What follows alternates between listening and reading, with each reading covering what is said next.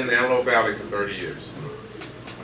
When I moved up there 30 years ago, it was routine to be pulled over by the sheriff's department to the point that I got pulled over weekly. They knew my name. They knew where I lived. The last time I got pulled over, I remember distinctly it was raining. And the deputy pulled up behind me and he hit me with the bright lights and got on the microphone and said, "Don't get out the car, Darren. I'm just going to run your plate to make sure everything's okay." That was 30 years ago. 30 years later, Eastside School District is probably about the same size as Sulphur.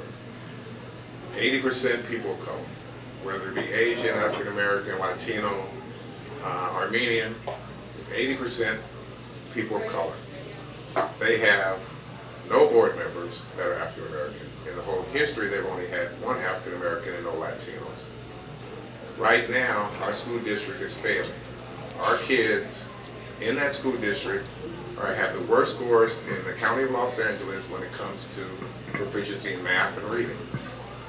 There's a whole community out there that didn't have a voice, and because that voice was not heard, what we're doing is basically creating a generation of people that have nothing to do but go to prison. They can't read, they can't write, they can't articulate what they're thinking. I think the young man hit the nail on the head when he talked about accountability. I think the perfect example is what I heard only a couple of weeks ago watching TV, not really thinking about the California Voting Rights Act, had to do with the Santa Monica Malibu School District. We're in Malibu.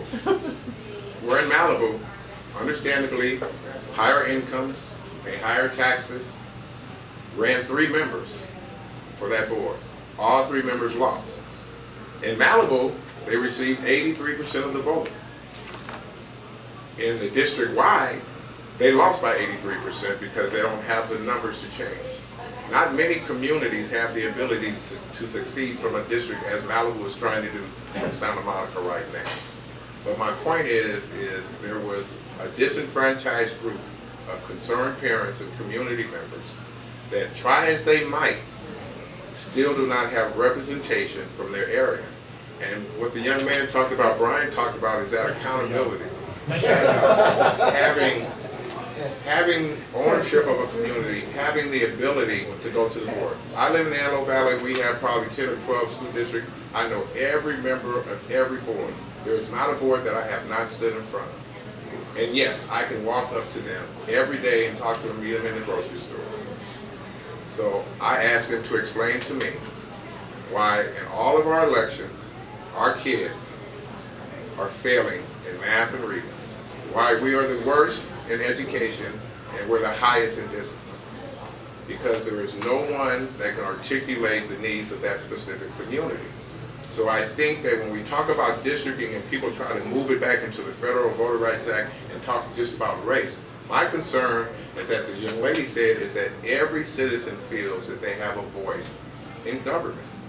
And regardless of what that looks like, no one can tell me, now that I live in Antelope Acres, that they can articulate the needs of Antelope Acres better than they can in the city of Lancaster.